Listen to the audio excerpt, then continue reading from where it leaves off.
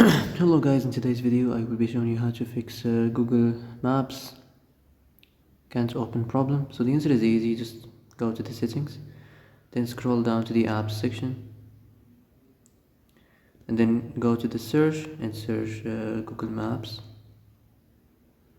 Then go to the storage, and here you will find this clear cache option. Click on it. Now you can go check it if it worked, and if it didn't you can try to restart your phone or turn the Wi-Fi off and on, or the Bluetooth or the airplane mode.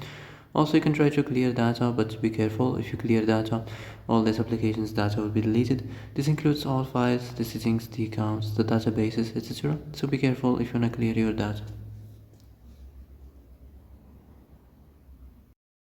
And that's it for today's video. I hope this is the answer you've been looking for. If you like this video, don't forget to like and subscribe, and see you in the next video. Thanks for watching.